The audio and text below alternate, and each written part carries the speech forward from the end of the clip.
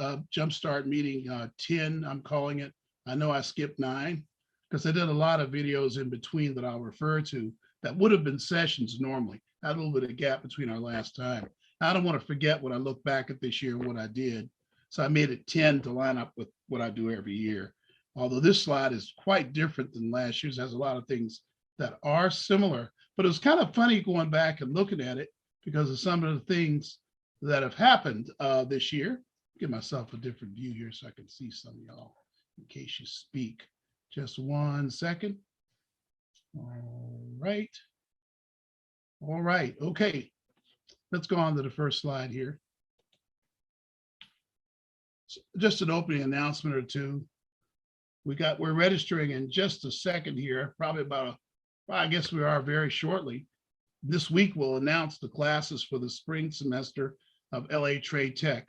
I realized this year, and when I was doing applications, over a dozen of my seniors had over 35 to 40 classes they took from Trade Tech from our program. We've had over 60 students participating in that program, and slowly but surely it's becoming one of our most popular programs where you can get college credit while you're in high school. And we'll be announcing our offerings for the I guess it would be spring. I'm sitting here trying to think what I'm doing here.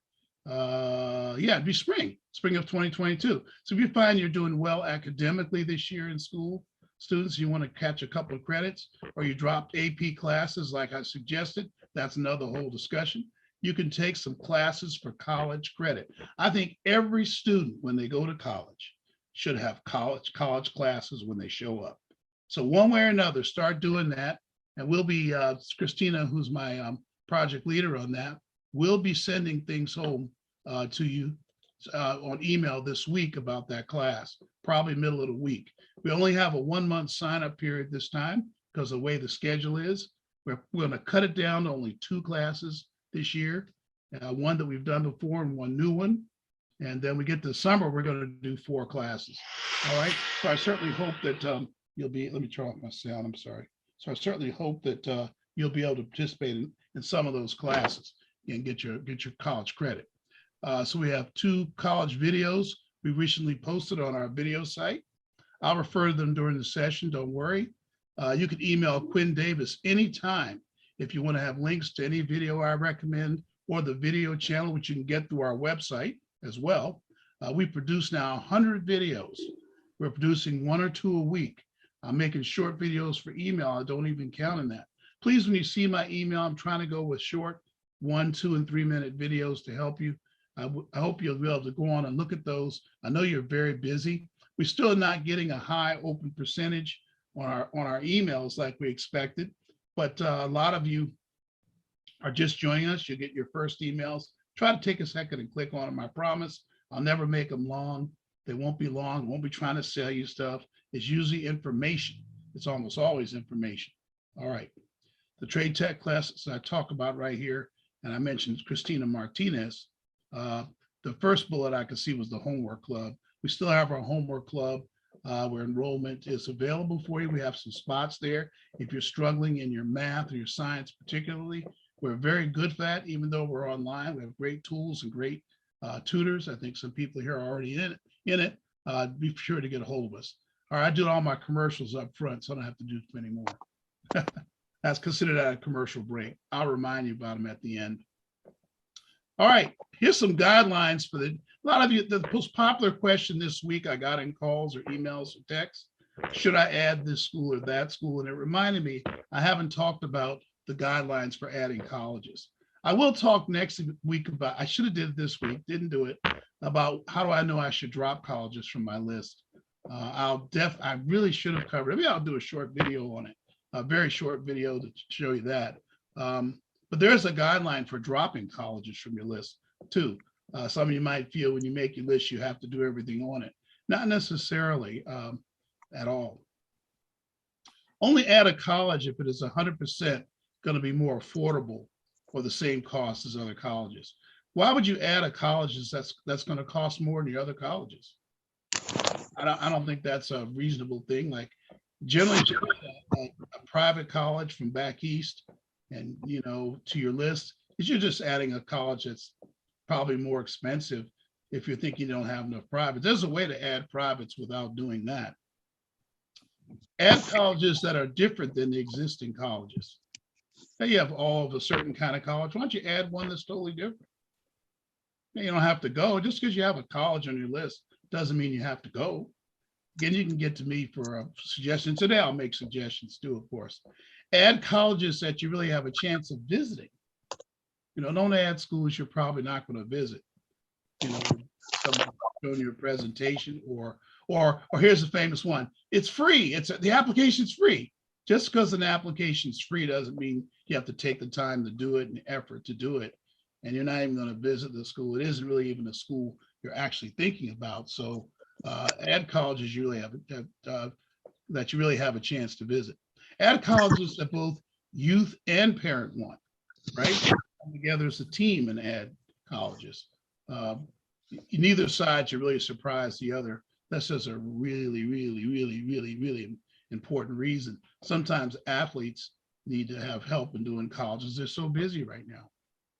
Add colleges whose application process does not adversely affect grades or athletic or artistic responsibility.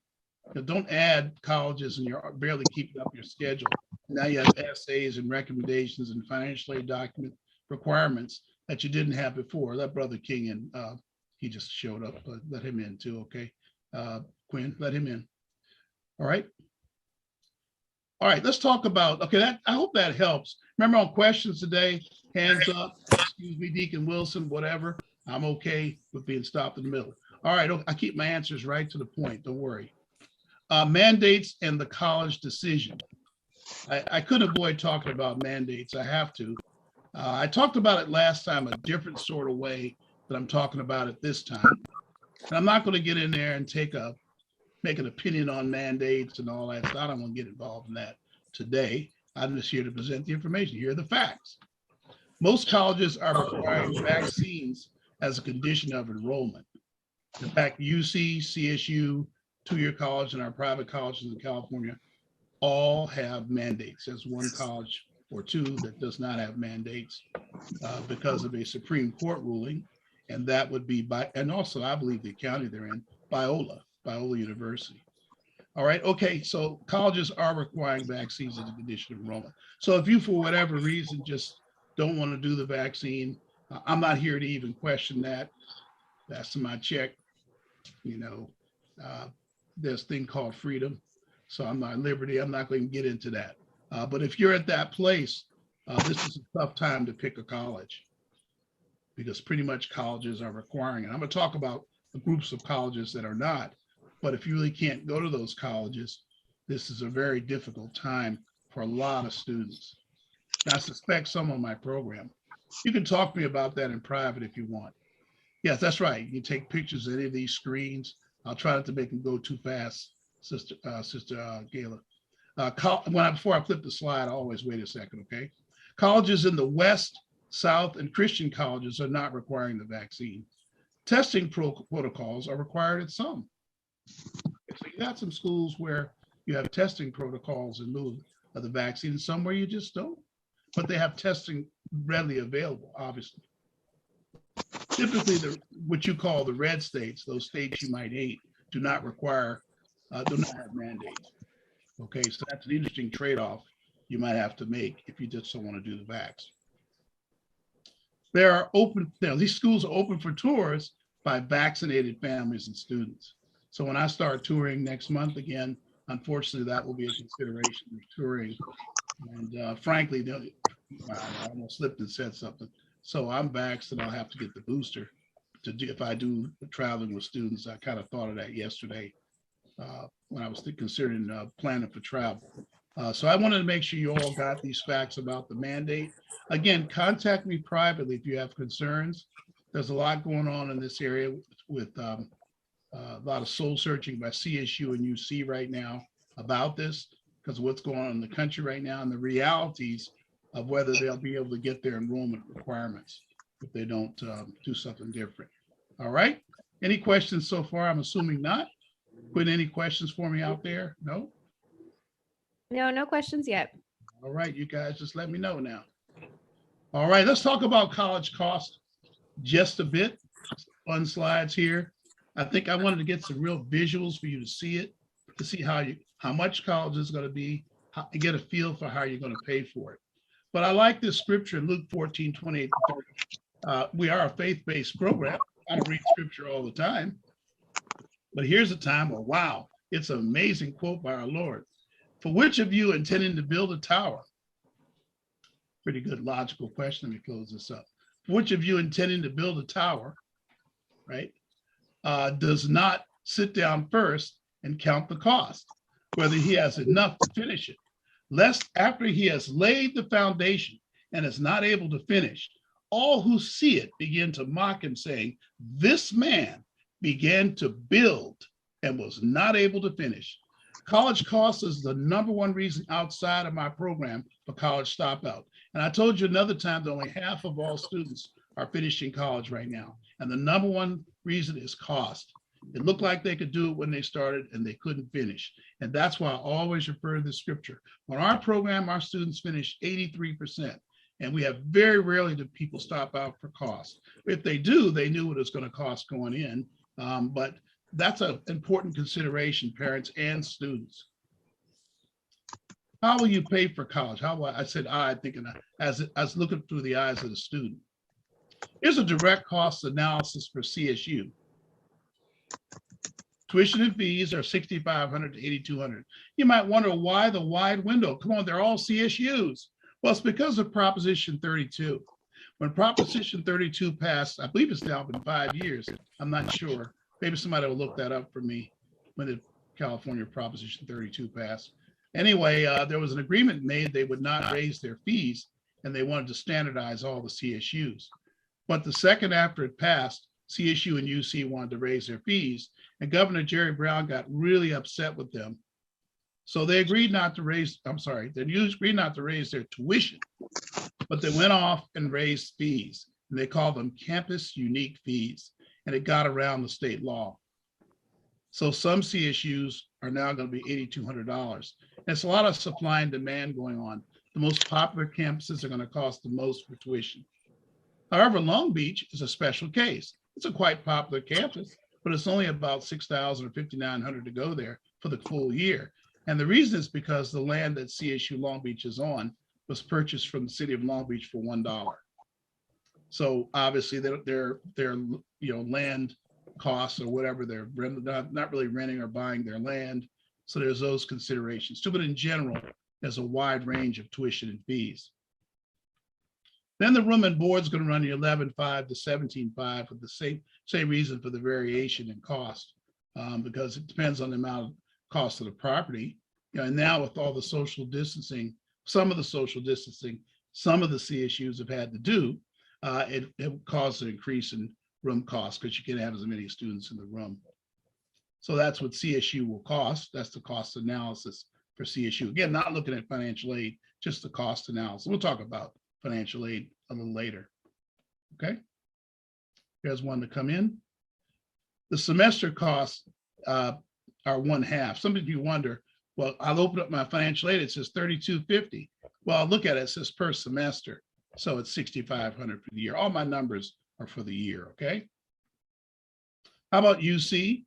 Tuition and fees, same thing about those, $15,000 to $17,000, and room and board, $13,500. So you see UC costs more, but there's more financial aid available for lower income students, actually even for middle class, if you think about it. Okay, in general, as college costs more, if the income stays stable, you generally get more financial aid. That's true in the case of nearly all colleges. Private college, including HBCU, out-of-state public universities, you're going to be $25,000 to $62,000. So obviously you understand you're going to have a wide variation there based on the school itself. Okay. The room and board is going to be $15,000 to $19,500. So you got a situation where you have schools that are let's see, like USC, for example, which the tuition is about $62,000 now, or $61,000 now, and the room and board is about $15,000, $16,000. So that's a $77,000 a year school. Duke University, same way. Georgetown, same way. Just Stanford, same way. These are the most expensive schools. Now we're not talking about financial aid. Notice I include HBCUs with private colleges. We have a lot of people this year that are applying to HBCU, looking at HBCUs, probably a record amount, and that's a lot to do with the things going on in the country right now. And maybe some people just always wanted to go. How about that? All right, why do we have loans? You know what? I thought that was a suitable thing to put here. Why do we have loans? Well, we have the tuition fees, room and board. And remember, we have need-based federal aid and state grants, plus merit scholarship. It's considerably less than the direct cost of college. A lot of people think that their grants and their merit scholarships will cover the cost of college. But that's never true. It's never true. No one really has that totally grant and scholarship full ride. Even athletes have to get a student direct loan to cover their spending costs, their additional spending costs away from the practice field and to have a life, right? So there's your tuition fees, room and board in blue. Here's your Pell Grant, Cal Grant, University Grant, merit scholarships. Some people call that free money. On top of that, typically you have your cash you're going to pay for college plus your loans. Now, I did not draw those proportionally. Let me see. I did not draw those proportionally. Try. Okay, I did not draw those proportionally. Because I just was demonstrating it here, but there's be some view graphs here that will be proportional. Here's loan example 1, HBCU, tuition, room and board, say it's that. This is for incomes of greater than 50,000 and a 3.5 GPA. In that case, we have loans pretty much that you're going to expect. Oops, I'm sorry. You're pretty much going to be doing loans in cash for college if you're greater than $50,000. Now, of course, the student loans is a smaller part of it. The parent loan is the larger part. Then the total of the loans will be $35,000 to $55,000 a year. Why is that? Because HBCUs do not do institutional grants. They only do merit awards, meaning merit for GPA. They don't do need-based grants as a private institution. PWIs, which are predominantly white institutions, tend to do that. Now, there's a couple of them that give small grants, but it's not really true. They don't do much of that at all. It's only merit, okay? Keep that in mind. Okay, so let's go and look at GPAs of up to 3.3, income of less than $40,000, okay? Let's see how we're going to pay for that. You're going to pay cash and loans for most of it. These are proportional. So even people who make less than 40,000 are expected to take out parent loans for HBCU. Because they don't do, again, they don't do like CSUs, they don't do need-based granting like the university grant, things like that. And certain PWIs do a lot of that too as well. By the way, the income is per their 1040 tax return, line 11 of the 2020 federal tax return. That's where you'll find the the income that we're using here. So it's 35 to 50,000 a year. Of course, you get Pell and other need-based grants that can cover about, it's between I'd say 25 and 35% of the cost that will cover that. But of course, need-based grants are very rare in HBCU. I probably should have just put, well, it probably should say federal Pell and other federal need-based grants. There are other federal need-based grants. Okay, but it'll do so much. You have this piece here, you're still going to pay. Number 3 is CSU. This is a 3.5 GPS. Just say it is 3.5. I said up to. Again, you're looking at line 11 of the 2020 federal tax return. And it's going to cost you $19,000 to $24,000 for CSU. And it's going to be pretty much all loans. Pretty much it's going to be all loans. Now, occasionally, with certain CSUs, if you apply by February 1st for their scholarships, you can get additional. It's more or less a merit award, though. It's some kind of cross between a merit and need-based, but you can get extra money at some of the CSUs. But usually it's typically $1,000 to $1,500. So I don't include it here. So you're going to be paying cash plus loans above 60,000. Loan example 3 with CSU, less than 44,000. Let's see what CSU does then. That'll be interesting.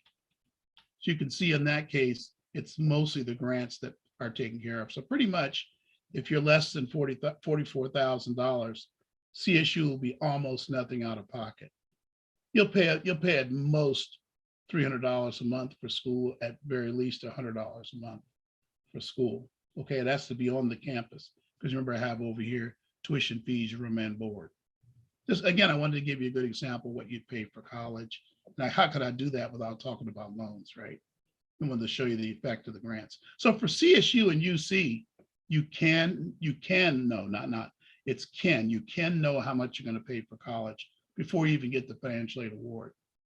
I hadn't planned on talking about financial aid awards a lot. I'm just going to show you one today to show you how to read it, but I'm going to spend a whole session making sure everybody knows how to read the financial aid award.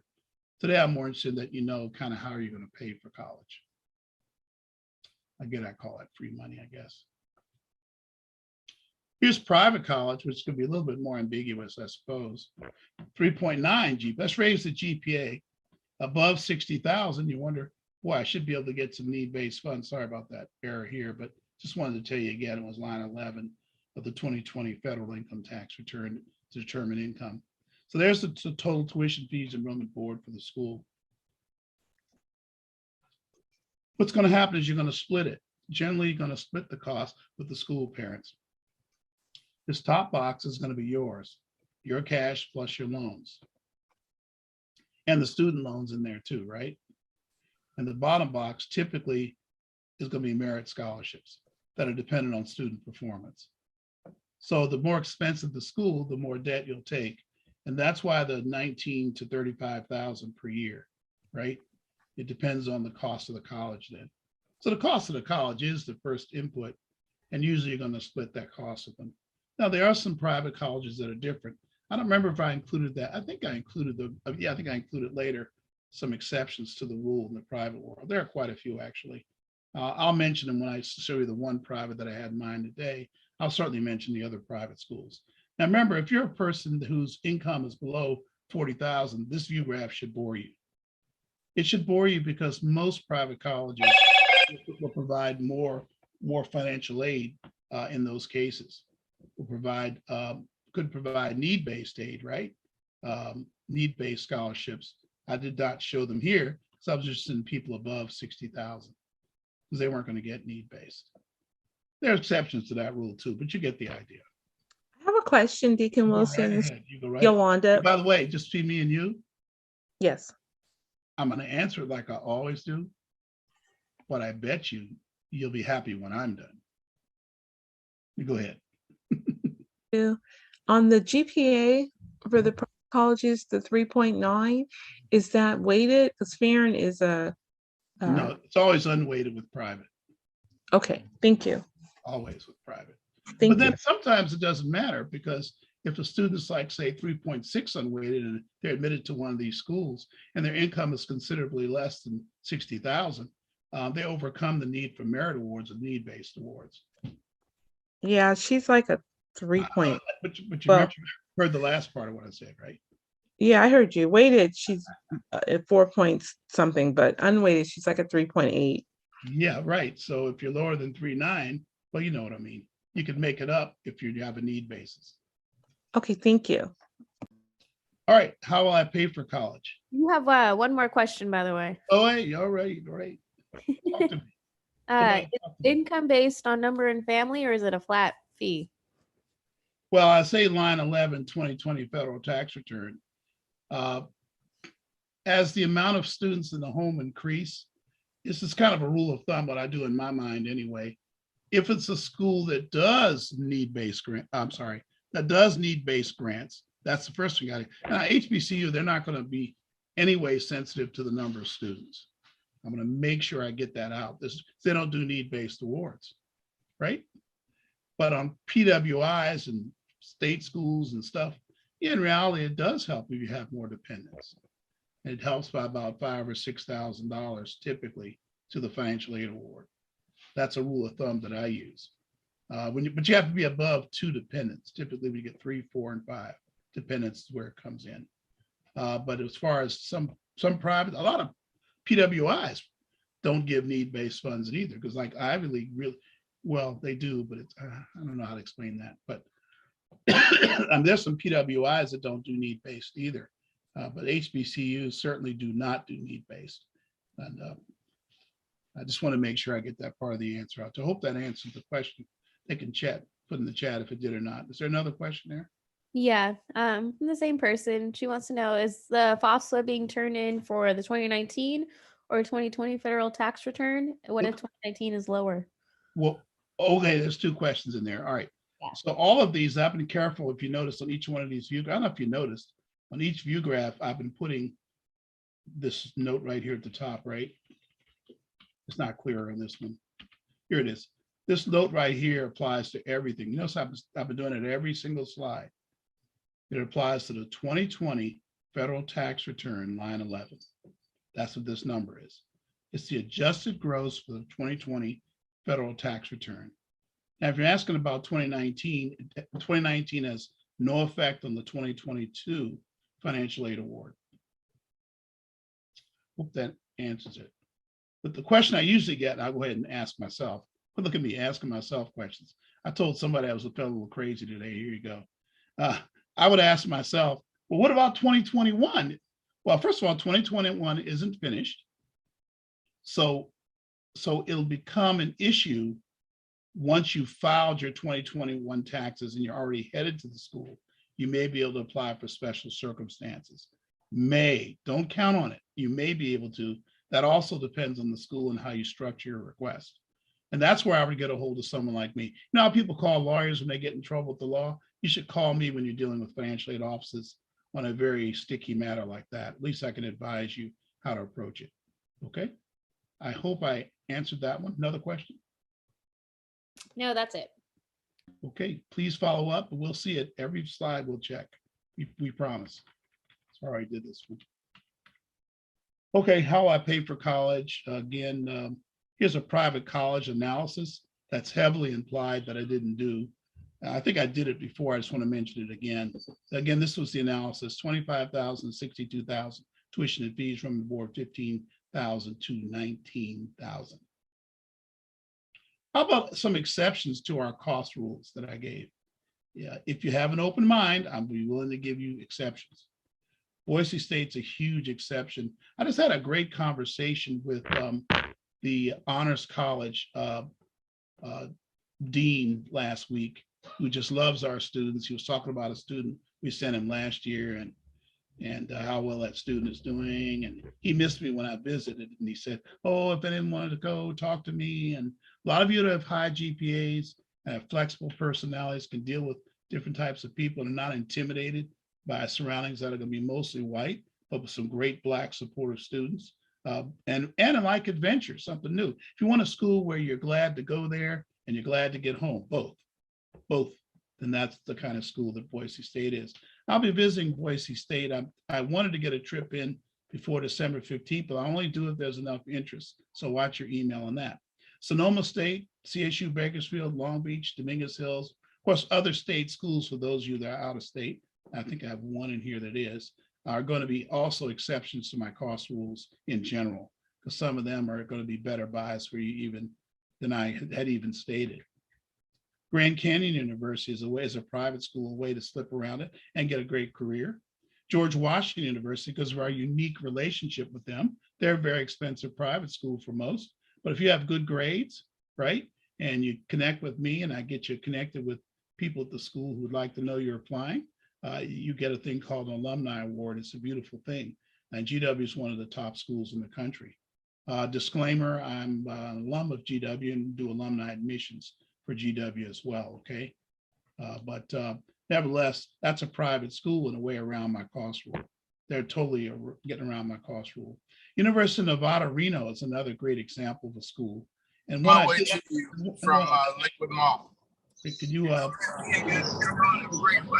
Okay.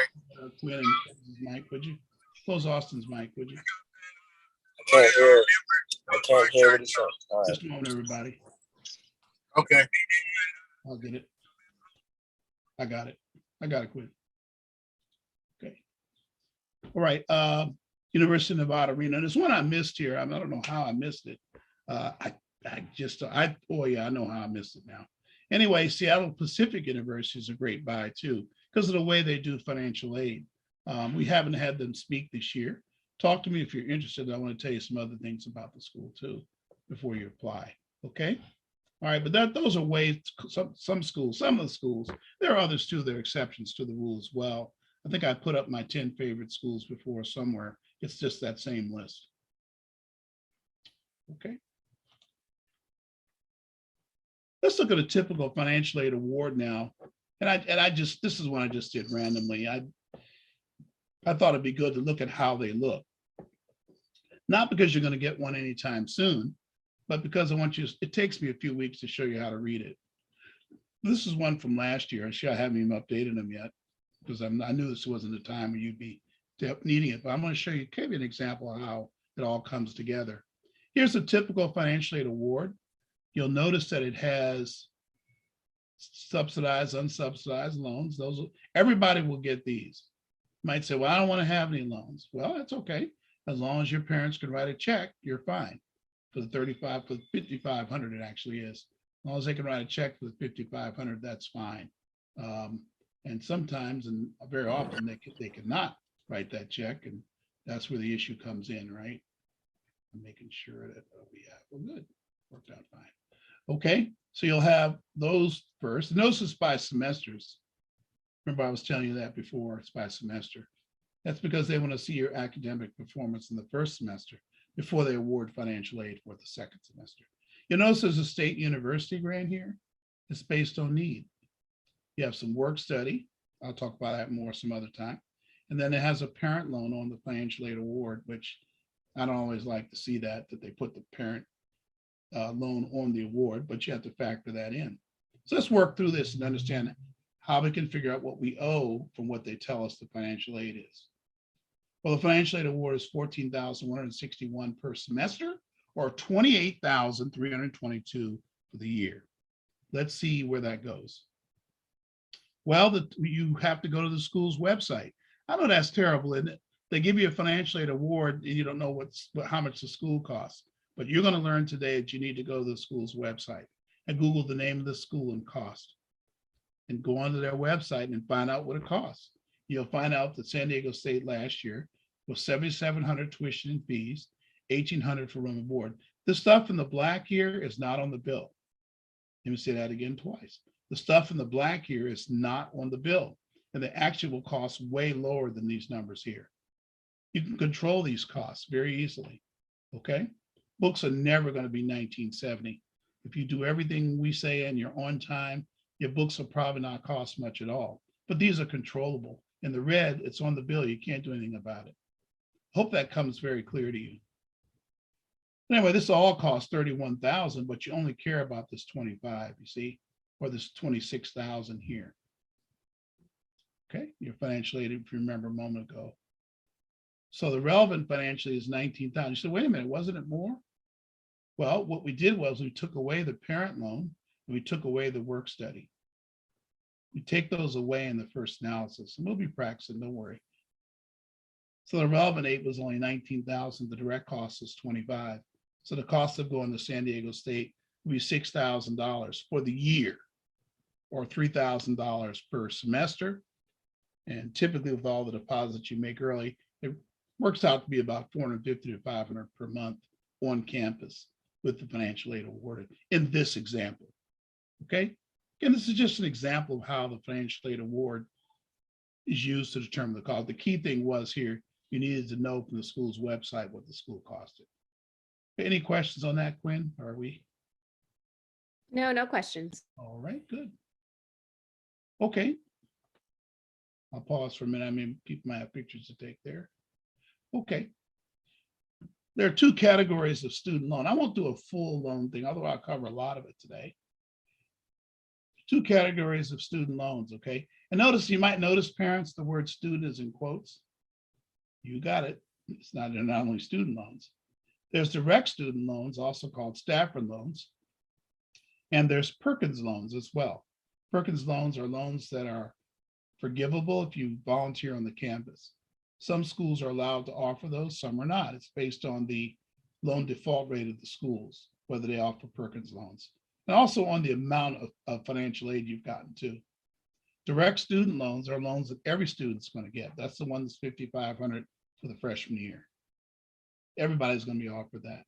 And then we have the parent loan for undergraduate students, also called the PLUS loan. Okay, so there's two types of loans. Okay, on the PLUS loan, there's no loan forgiveness at this time. I believe eventually we're headed for that, but not right now. They're too busy fighting in Congress to pass it. It's in the committee now.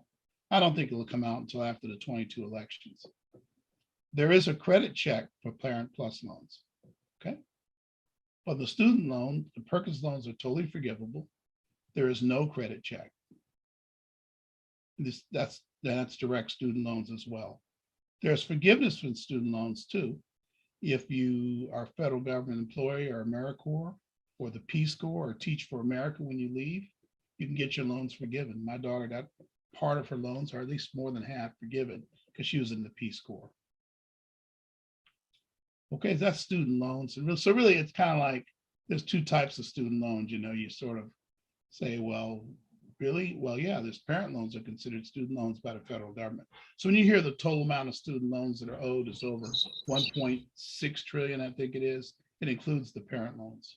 Parent loans are about 60%, maybe 70% of the loans. When you hear that the government wants to forgive student loans, now they're playing games. They only want to forgive the student side. There's never been anyone that wants to forgive parent loans. So I thought that might be interesting to you. I have a great video on that, on should the government forgive loans and how should they do it, that I sent to my congressperson, but I put it out there on the YouTube channel. Why students should pay for college. I think that needs to be defended. I think students should pay something for college parents. That's even if you remember you have loans, you don't want them to have loans. I really think they should pay something for college based on my 20 years of experience. I used to not think that, by the way. I used to not believe that. Let's look at this. Students should pay or owe something for their college education. They'll receive something of lifelong value. They should pay. They are and become more motivated to complete college. That's what I didn't expect. When they have skin in the game, they're more motivated to complete college. They become better consumers too and insist on the best from their schools. I listened to those Howard students complaining about their housing. A lot of them were very aware they're going to pay loans. They said, I'm paying for this, they said, and I deserve it because I'm paying for it. And I kind of like that. I like students that think that way as they go out into life and become adults. Many times parents regret their own student loans, do not want their youth to have loans.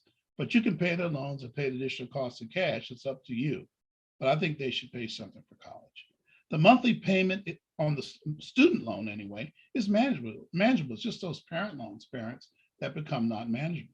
If students plan a sustainable career independent of a major, they get a sustainable career. And that's why I'm going to spend a little bit of time today talking about career. A life plan, is needed to allow loans to be repaid. And I think I'll talk next time about certain majors that people try to build careers around. I'll say something about it today, kind of like a little Easter egg for what's coming in the future, but that's heavily implied by what I do today. I think that sometimes students get majors that are really not careers, not even connected with a career. And so going to college wasn't worth the debt they took out or the amount they owe for college. Other loan facts.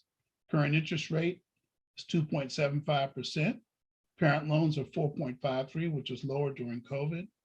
And since they haven't met, it won't go up. I don't think it will go up. Again, the same reason I mentioned before, things are really locked up in DC right now. Nothing's going to happen between now and the end of the year for sure, with that one bill they're considering. Congress doesn't seem to be able to do two major things at once. They're working through all the fighting about the current bill. And then we'll get into the election cycle, and everybody knows bills don't pass during election years. Maximum loan length for the direct student loan is 7 years. Although students can lower that by making their payments right away and on time, they can lower that. And also by consolidating their loans, they can get a couple of years off that. The parent loan is a 10-year loan. It could be improve by paying more in your monthly payments. Extensions are possible to these loans, but they dramatically increase as you extend the loans. There's a federal law that you can only pay loans for 10 years. So that is the one limit on student loans. So I have a couple of students that got to that point and their loan was forgiven. But you have to pay a certain amount in, and those students had paid a certain amount in.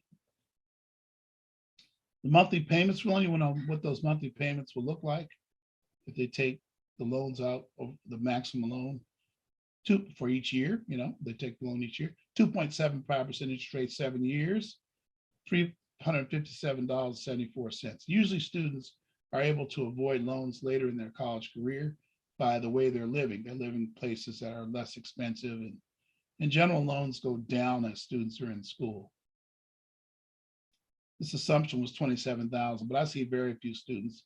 I see a lot of them that are 17 or 18, but very few that are 27. So I think the student loan is quite manageable. So it's going to be a $220, $230 payment a month. If they can't pay that off, then something's wrong with the education they got. Students who pay on time for, there it is, 3.5 years, get a 3-year forgiveness on their loan. That's what I was looking for there. The two types of student direct loans: subsidized, where the interest is paid by the feds while the student is in college. Interest does accrue 6 months after the student leaves college. And the maximums are $3,500, $4,500 in the second year, fourth year, $5,500. Maximum subsidized loan, these are subsidized, meaning the feds pay the interest, it's $19,000. On unsubsidized loan, they're $2,000 each year, which is why it's $5,500 the first year, $6,500 the second year, et cetera. $2,000 each year for 5 years, plus an additional $4,000 per year that a plus loan is rejected. If the plus loan is rejected, students will get $4,000 additional loan. Sometimes they give it to them in grant, federal grant, but usually it's going to be a loan. Okay. And again, this is getting down in the weeds. We can talk about that if you want to more. I know a lot more about those over the time I've learned than you'd care to know right now, probably. Any questions? I'm gonna pause here if somebody's taking a picture of that. But again, you'll get a copy of these slides. Maybe there's a link in the chat to the slides anyway. The maximum unsubsidized is $2,200. I've never seen anybody owe $41,000, if you're wondering. Typically, I'm seeing 18 and 19 and 20,000 for 4 years of college. That's if they went away for school. Local students don't have any debt, really. All right, okay. Typical 4-year WestA EEP student. Usually they do 3.5 years of school. That's what I was telling you. It's about 18, 19,000, you see. And you get some that go 4 years and it gets to 22,000. You see why I was saying 18, 19. A lot of my students go 4, so it's running no more than 20, 22,000. Any question? I think I've got a question, right, Quinn? Maybe not. No, I just reposted the PDF file of the slide. The monthly payments for loans, the parent loan, 4.53% interest, 10 years. It's on the loan. It's $474.62 payment. I think I based it on, $45,000. I based it on the typical loan you'd owe, maximum loan you'd owe as a parent for Cal State. My Cal State parents typically are 29 or 30 or 28 if they put it all on credit on a loan, but some can go as high as 45 depending on what the student does in the out years and their student behaviors, like how long does it take to finish college, et cetera. But this is what a parent loan typically looks like. And I think that 4.53 is going to stay there for a while. It is higher than you do for most loans now, but it was 8% and 7% before the pandemic. It was lowered to 4.53% by the last Congress, not this one, but the last one. There's currently no forgiveness for plus loans. I say currently because that's being discussed. It's being discussed what parents can do to get forgiveness, but I think it's stuck in committee. And I don't think anything major will be decided on that till after the 22 election. This is the typical CSU parent loan. That's why I picked 45,000. Here's the loan table. I won't spend a lot of time on it, but you can make a table, right? Of principal versus payment, monthly payment. You get an idea how much your monthly payment will be on loans. There's a direct student loan to the left. And over to the right is your So I remember I said 18,000. I said my students are like 200 to 220,000. I'm right. So it's between 16 and 21, more weighted to 16. You can see that's about what the monthly payment would be. Over here, of course, they double up payments. Like a couple of my students, it goes faster. Here's your Parent Plus loan. You get, I didn't even send the thing out where it is realistically, but at 174,000, you'll be paying 1835 per month for 10 years. Of course, if you pay higher, you could shorten it. All right, let's talk about career planning. Any questions before I go there? No, no question. All right, top career planning issues that I'm seeing unique to this year. There's a lot of unique things that have happened since the pandemic, so I thought it's good to look at it that way. College is not only about getting away or getting a degree, it's about starting your life, students. So we have to look at the effect and challenges of COVID-19. I should say our reaction to COVID-19, not really the virus itself. Please recognize that the career starts are experienced, that are experience-based. In other words, recognize when you have a career you want to do that's experience-based, and most of them are now. You can't just get a degree and walk onto a job these days. You got to have experience. And all of you are thinking internship. No, I'm thinking about something, a whole process of things you do, not just internships. It's not the only answer. And you need to start now while you're getting a degree. You should start right now getting parallel training and skill training and experiences. You know, I'm going to give you examples. Nursing, video, TV production, animal care, theater, computer IT, app programming, graphics design. They're all opportunities. I'll show you opportunities today for things you can do to build your skills so you'll be ready to have a great career. Do not just rely on a degree. That's not a good idea. Not these days. We have a very experience-based economy now. All these people are retiring early and leaving their careers because of the way the cash is kind of around from the government, et cetera. It's an opportunity for students to start careers. They're looking for younger people now. Please recognize great careers that do not require a major, a specific major, law enforcement, firefighting, feds, et cetera. Now, a major would make you make more money in those, and certainly I think that's important, but recognize it though. We recognize careers that are not majors, pre-med, pre-dental, okay?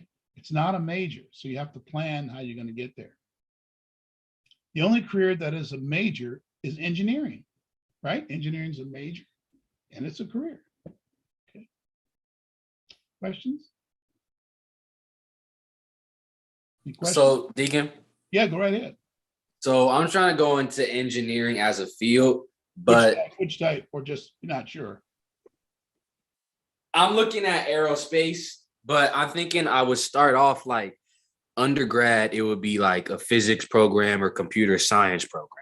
Or apply, right, or applied science or mechanical engineering. Yeah, right.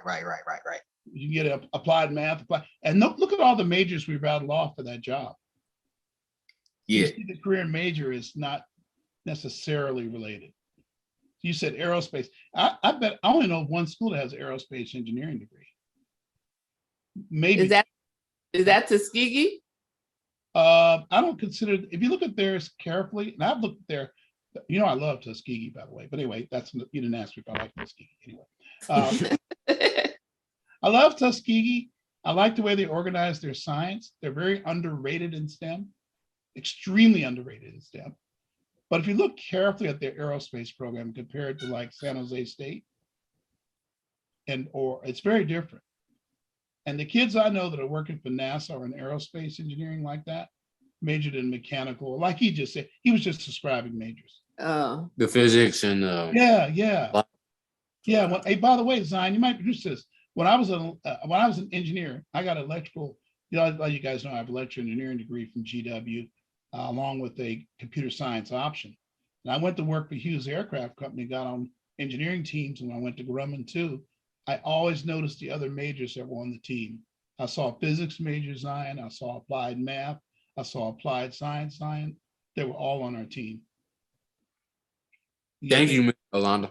Yes, they were engineers just like me. Isn't that So right? then if physics, if kind of like the foundational parts of the engineering where they're undergrad, what would be their graduate program? major. So that depends on the kind of work you do. Most people in engineering get their master's after they see what they work in. Because there's like 50 million ways to answer that. I mean, like for example, suppose you get to work and then you go work for NASA, right? And they guide you to doing rocket design, okay? Overseeing rocket design at SpaceX. You're overseeing it from NASA, okay? Or I'm like, I want to be the guy who's running like simulations and is like, is this gonna work type stuff. Let's say you're doing simulations for NASA. I bet you your master's will relate to that. Ask me why. Ask me why. Why? Why is that? Because they only pay for ones that relate to that. They're going to pay for your major.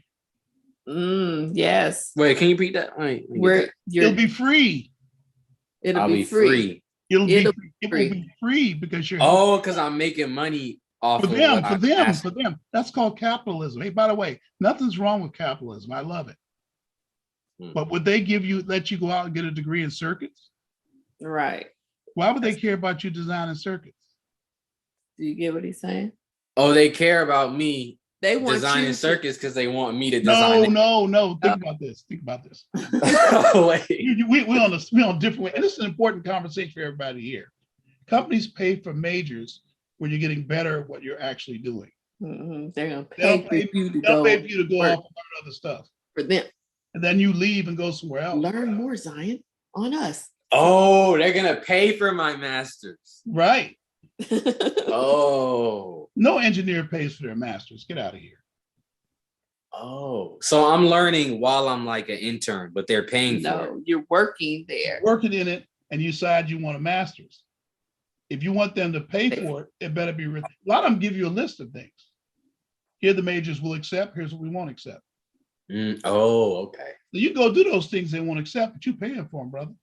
And a master's in engineering is going to cost you about $100,000. Right. Okay. Okay, I like the sound of that. That's cool. Yeah. So your question was, what will the master's should it be in? I think I have to know more about what you're doing. Oh yeah. And Well, I mean, I just kind of gave you some off top right there, but right. Okay. But you never know what's going to happen. Right. Right. You That's might true. graduate in SpaceX grabs you. Yeah. Wait, you said, excuse You me? said you might graduate. A commercial company might grab you. Oh, right. You're thinking it's going to be now. It might be a commercial company. Or JPL asked me to come out. It could be Come JPL. back. Typically, JPL is the second job, though. They like the second choice. No. It's after you've worked for a while. They don't hire people out of college. No. Oh, okay. So they like Yeah, you get it? they're like the top dogs. You got to be experienced to go there. Yeah. He could go to Boeing. Boeing, Boeing's a totally different company than JPL. but he's aerospace. Yeah, remember he's aerospace. That's right. Boeing. That's right. Unfortunately for Boeing, and I love me some Boeing. They're pretty much an airplane company. Yeah, see, I know. I was saying that. I said I knew they were just planes, really. They're not really like building things at the component level. Right. Okay. Yeah. They're an integrator. That's right. They're They make 747. integrating things together.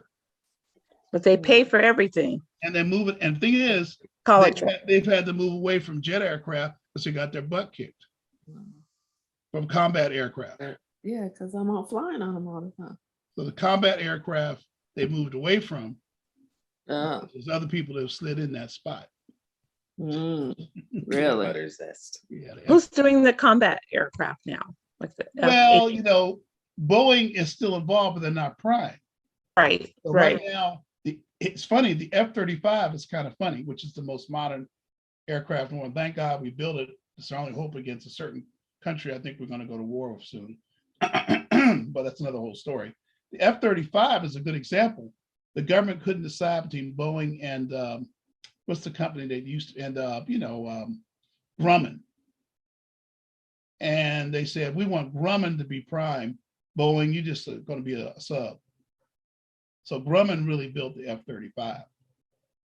And Grumman is the bigger of the two in the area of military aircraft. So Boeing made a decision at that moment that they weren't going to ever be prime on military aircraft again. So they went commercial. Well, yeah, they've gone commercial. They do some military stuff. Don't get me wrong. They built that wingless helicopter and all that kind of stuff. With the Osprey, they built that. So anyway, I'm all into that's you're my favorite area. Don't get me started. You got me started already too. Okay, all right. Thanks for answering my question though. Yeah, that's what's up. You're right. All right, okay, let's go on here. Career planning issues. College is not only about getting away or getting a degree. All right, it may ultimately be a spiritual issue. Who knows? I don't know. I mean, I think it is. Why are you created? Why are you here? Even if you don't believe in God, the question, why are you here, is powerful. Right? I like that psalm, you know. I praise you for I'm fearfully and wonderfully made. Marvelous are your works that my soul knows very well. Each one of you, let me tell you, each one of y'all, I wish I should call y'all's names. I probably have time. You know, all y'all, each one of you students are here, about 10 of you are here, 12. Each one of you, when God took out the cookie cutter and made you, guess what he did after he did that, y'all? He threw that mold away. Each one of you is unique. You're marvelous. Woo. You're wonderfully made. So think about that. Why are you here? I want you to keep asking yourself that. Why are you here? It's very important. The college choice should be about starting your life.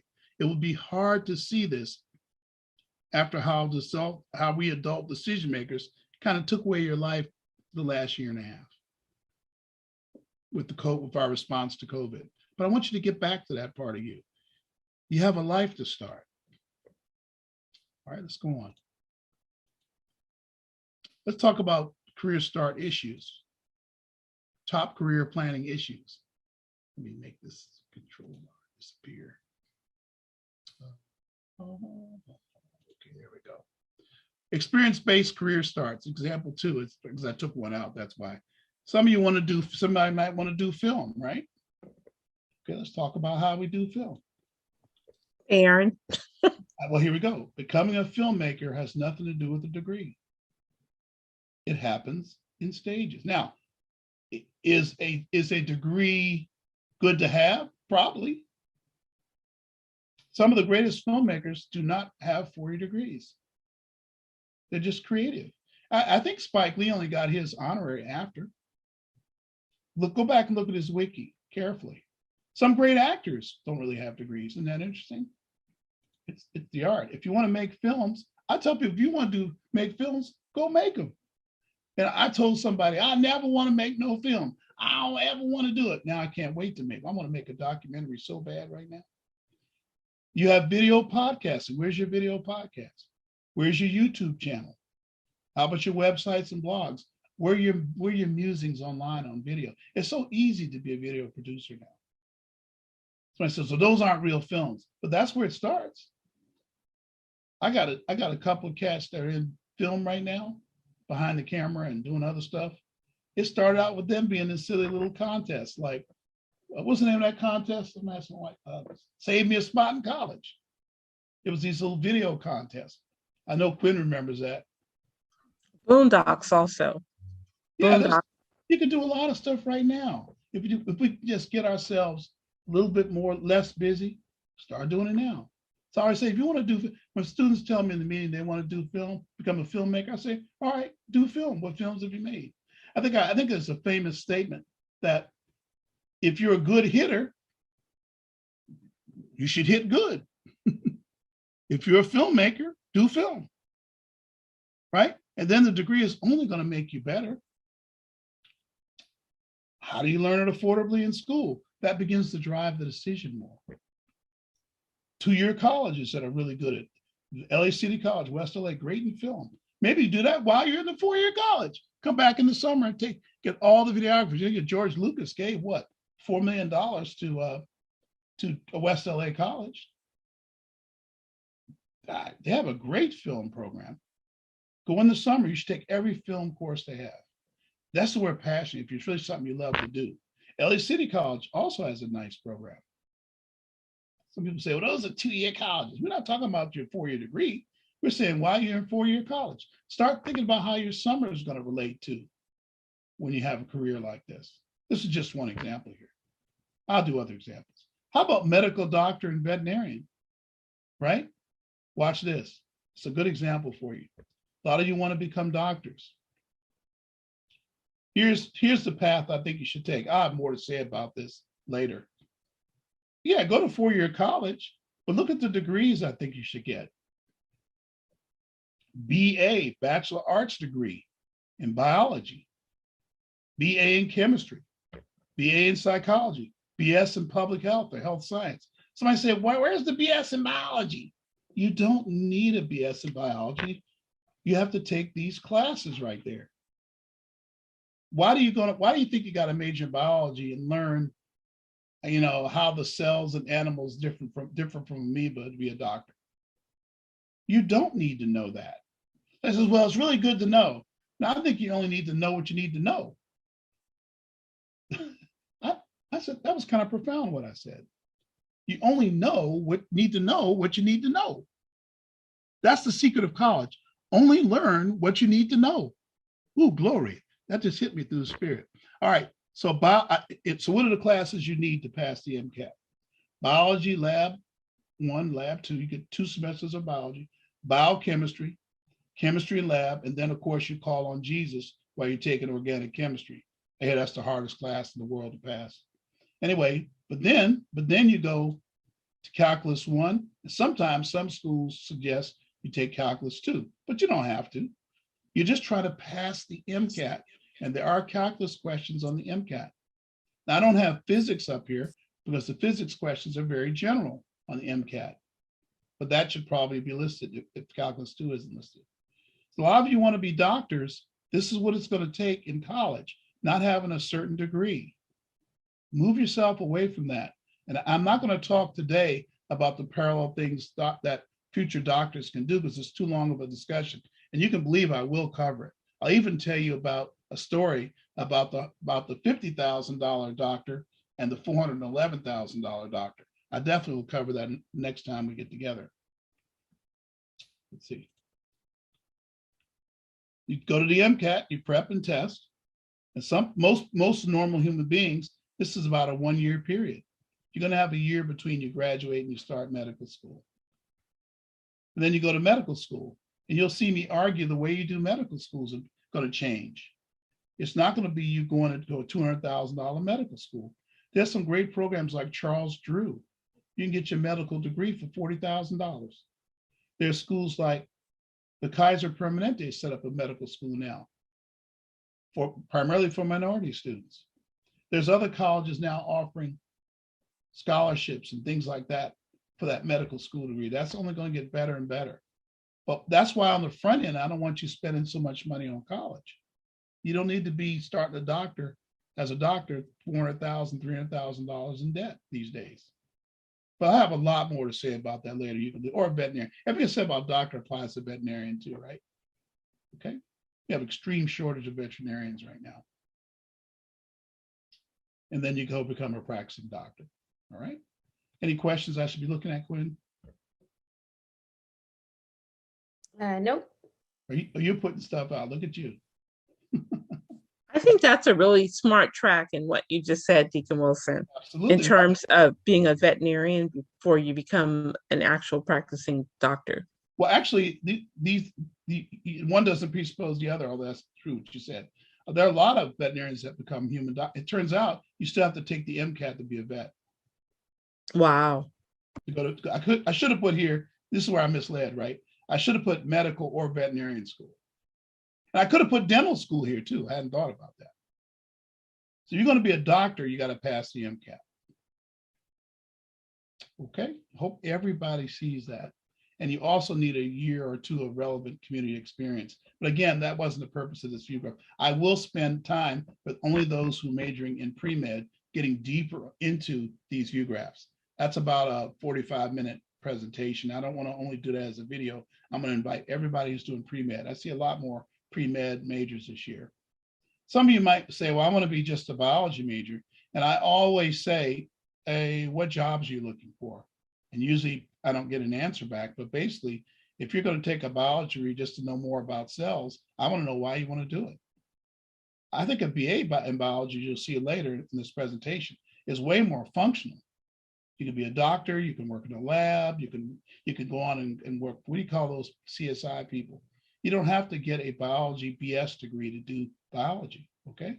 I only would recommend a BS in biology for those students who want to study like disease control and really get deep in the research and don't want to work with people. And there's students like that. There's no need to overkill it with a BS degree. Okay, here's how most people become nurses, okay? This is the way most people do it. They do they graduate high school, they do the first 2 years of college, and what's really pre-nursing. Now, some schools don't call it pre-nursing. Other schools let you know you're pre-nursing. You get a second 2 to 3 years of college in a 4-year college where you get your nursing degree. So therefore, you have to apply for and be admitted to the nursing program. And that's going to take typically a 3.6. Within the school 4-year colleges, the nursing school is extremely selective. There are a lot of students I know that were good students that didn't make the nursing school. And here's the thing that upset me when that happened. They quit wanting to be a nurse and just fizzled away on their desire to get in a science degree. And this is why I don't like this particular model.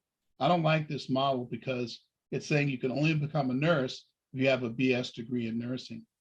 And that's not really true. And I'll show you 2 other ways you can become a nurse and think about it non-traditionally, especially now that COVID has come and we now realize the shortage of nurses we actually have.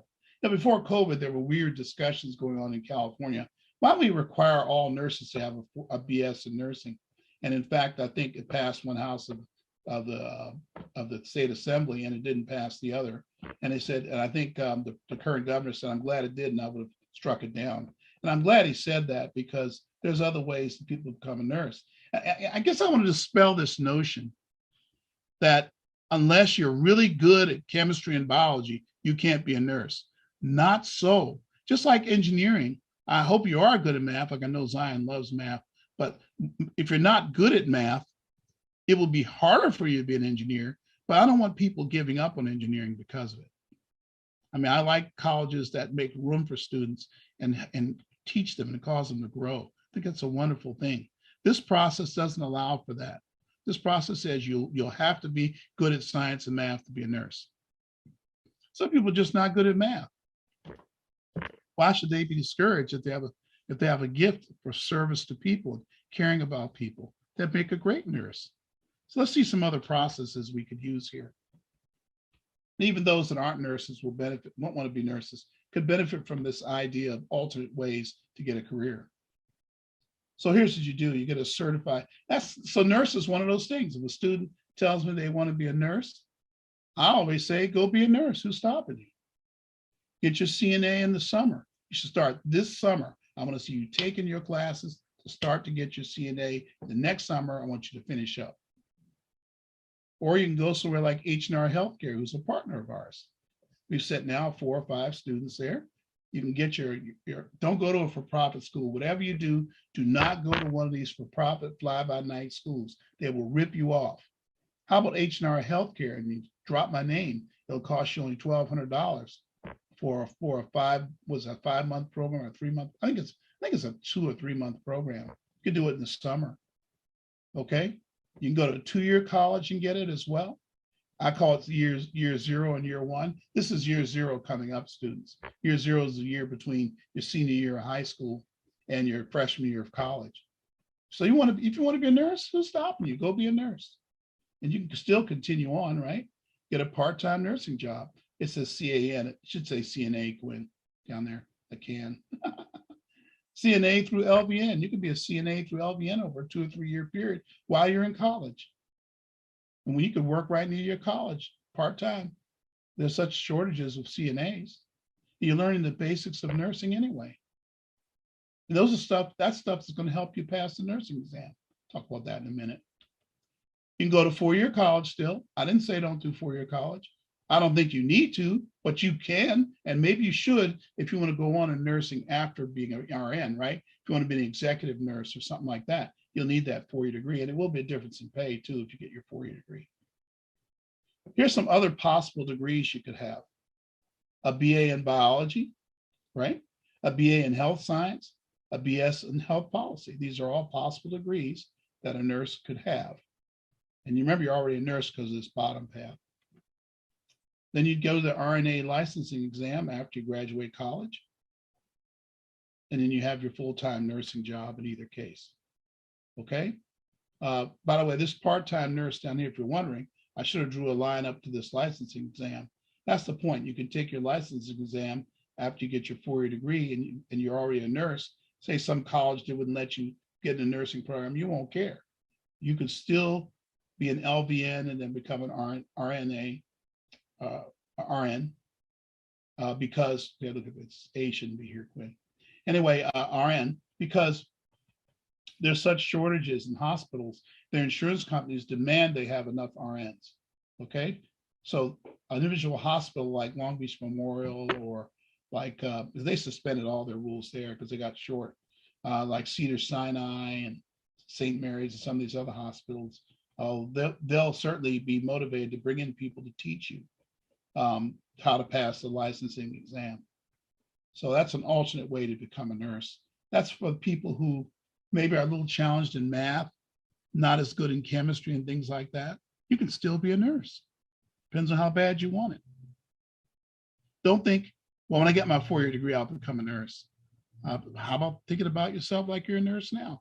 That may flush out that you shouldn't be a nurse and it's some other area of medical health you should be involved in. That's why this degree is so important, make it general, right? What if you find out you want to get in health policy? Help governments form policy around health. That's what my daughter does. I think she wanted to be a doctor for a second until she hit the chemistry class. And now she's basically doing health policy and health, what we call health promotion. It's the kind of industry she's in right now, doing very well too. Another way to become a nurse, Charles Drew University. Since I mentioned our partners a lot today, Charles Drew University is a great partner of ours. They're here in Los Angeles. If you've never heard of them, go to their website, hear of them. I had someone speak. We had quite a few parents there that night too. When Laurel Black spoke, he'll come back if needed. They have a 3-year RN program, and that's not a typo. There is a way to get your RN degree, if you want a 4-year degree, in 3 years through that program. They have some parallel classes you do in the 2-year college system along with their classes, and some classes the UCLA instructors come in and give. And they have a 3-year RN program. You should check it out. It's very, very, very affordable too. Again, this gives a chance for a student who maybe can't afford to go away, or whose grades weren't that high, but want to become a nurse. Again, who's not as good in math, maybe. You can still come out of this and go get your RN licensing exam. Quit make that RN. I'm going crazy over the RNA. And then you get a full-time nursing job. So those are all the ways to become a nurse. So it's not only about that first way to be a nurse, which was only a 4-year degree in nursing after you get accepted by the 4-year college nursing school. Any questions? Maybe nobody here wants to be a nurse. All right, other experience-based careers, theater and acting, computer IT, app programming. I have a lot to say about that in a minute. And then graphics design. I'm going to have a special career session during Christmas. I'll remind students of it. There'll be incentive to go to it. Let's talk about bachelors of art degrees, because a lot of you may not go into STEM. That's what all I've been talking about is STEM so far, right? But that's okay. You know, maybe you don't want to go into a STEM career. You can still have a very good and lucrative career looking at the Bachelor of Arts degrees. I have a question, Deacon Wilson. This is Farron's mom. I know. Oh, thank you. Is business and accounting considered STEM? Well, you said and, so I'm gonna say accounting and finance is STEM. Yes, that's what I thought. Business Accounting and finance. Business administration is not considered STEM. If accounting and finance is under business admin, like USC Leventhal. It's not possible. So when you get a business degree, they're going to ask you, what do you want to do? At some point, you got to state a direction. Yeah, so like USC Leventhal. Yeah, go ahead. Business admin for what in business admin. So if it's accounting and finance, that's under Leventhal. So you consider to be STEM by most people, yes, because you got to take calculus too. Thank you. You have to take calculus too. It's not a joke anymore. Oh, geez, so calculus is still going to be under the accounting and finance. Who is what now? Say it again. Accounting under the accounting and finance is still going to require calculus, of course. Oh yeah. Right? Oh yeah. and other stuff too. Okay, A lot thank of you. like, predictive math and stuff. Yeah, I have Farron still doing this. She got to do that one first Business before administration, she goes into cinema. right. So here I'm talking about business administration. I really mean it too. 100% business administration. There's a kind of a relationship between these BA degrees. If I could have drew lines, communications, business administration, business marketing, which is not STEM, are all related. They're very, in fact, there's a lot of interchangeability between all these except biology. They overlap. They take each other's classes. So BA degrees are very, very interesting. Here are the most flexible ones I've seen with my students. My last few students that are doing, and they're all doing very well in their careers. BA and the hottest one is the BA in communications and BA in psychology. Those who are not sure your degree might consider those. BAs in psychology are ones that don't want to see patients, but they're useful in companies as strategic planners, HR people. They do a lot of like polling of staffs and polling of employees for management, things like that. It's considered to be applied psychology. Okay, so let's talk about those as careers. Here's a little map that I drew up. I think I drew it up last year, first time, of the kind of jobs that come from these. I didn't do it from all of them. I just did a few of them, right? BA in biology or chemistry, teacher, researcher, health science professional, pharmacist, nursing. All those could come out of a BA in biology or BA in chemistry, depending on how you handle your parallel career, right? Remember, we just talked about that. Then all these here could go to any of these, I found out, except for biology, obviously. Nonprofit office management, social media director, public relations. These are all entry-level type functions. Communication, not the director, but communications. Marketing, human resources, strategic planning. This is the kind of jobs you look for. And that's why I say it's so flexible, the BA degrees. Some of these BA degrees, if you get the right ones. Now notice what degrees you don't see on my list. Oh, I should have said over here, drug counseling, marriage and family counseling even, because you can get certifications and be able to see in the state of California, get certified and do your clinicals. You can still see people, even though you don't have a BS or a master's psychology. Well, how can you do that? You do it for nonprofit organizations like churches and clinics, you know, and for private clinics, things like that. It's only when you have government-run clinics they want you to have very expensive degrees and all that. It's the same thing you see with private school teachers versus public school teachers. Private school teachers are not accredited typically. They do a pretty darn good job. Okay. What kind of majors don't we see here? Now, here's the majors you don't see up here. Anything like blank and studies. You don't see that up here, do you? Because it's not clear to me how those map. A lot of my students who major in studies, blank studies, either come out and look for jobs in that and end up making very little. Like, for example, we got to be able to students, we got to be able to tell functions from jobs. Social justice is an interest or a passion or a function. It's not a career. Okay. You know, for example, you want to major in, if you want to be, for example, if you want to, like, you know, work in civil rights, there's not really a job that will say that, right? So it's going to be one of these. And guess what?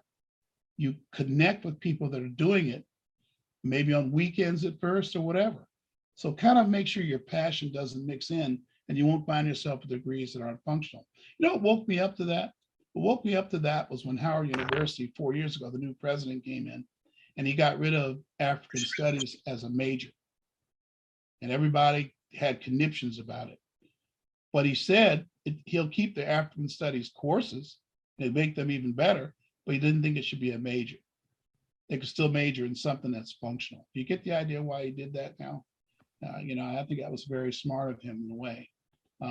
So blank studies is one of those things where I'm not sure that it actually maps directly to things as easily as it does. You get more motivation. My communication majors are into everything. And psychology, I see them into everything. You might notice I put here BAs like sociology, not social work. There is BAs in sociology, social work. People who do that tend to end up wanting to do a career change because you get into the county health system it's very limited in career growth. I have some very intelligent people that moved away from there and are doing very well in their careers, extremely well. So give that a second thought as well. I had a couple of them that left because of PTSD, because you're having to take kids away from families, and it's very difficult. And then I have some that do that and they do fine. They do very well and they sleep well at night. So think about that, what your major will be actually used for. Quinn, any questions there? Nope. Okay. All right. How about some professional and parallel skills training? I left two listed there on purpose. Your website and app development, that's something you can learn on the side. And we have been looking for a partner for the longest time to teach our students, and we had given up on it. Also, social media and as an advertising arm. Anybody that's going to get into a communication degree or one of the other degrees there, you need to start thinking about these modern office skills. You know how parents in our day it was typing and word processors and spreadsheets. Sure, those are all important, but these two things are hot right now. If you can come in and have some knowledge in these areas of certification training, I have a lot more to say about that in a minute. You can believe it. Coding and software is another one of those things, right? Microsoft Office Suite, office management skills, they'll still be important. The CNA we talked about, EMT, emergency medical assistant. That's a good thing for a person who's going to be a doctor. You maybe do an EMT in the summer. You could the course they put you through at these private companies is about 3 or 4 weeks for free, and you at least be the one that's helping out, that's carrying the patients and maybe not even caring for them, but you're watching doctors, and you want to know then if you're scared of blood and things like that. You never know. Air conditioning repair is another one of those. It's like that as well. Tutoring and student training is a good thing. A lot of my squad that worked for me, they came to me as student trainers before they went on for their master's degrees. And that's where I get to tell you about the LA County Digital Divide certification training. It's coming soon. And we put out to parents, and I don't know if we've gotten a lot of response. I don't know. I think the one that did that was Ricardo, so I really should ask him. But I hope parents are responding to my survey, and I hope we can get at least 5 to 10 students in the first class in the fall who will teach you how to do websites and app development, social media. Quinn, I should have asked Yard to join us, huh? Yeah, but that's okay. I We'll missed talk it. about it another time. Yeah, Yard's running that project. From some of you know Yard Jonas is one of our homework club people anyway. Software coding, and there's some online classes that are out of this world where students can learn to do these things. And it's a great skill to take with you with your 4-year degree. You will get a job and you will do very well if you show those skills.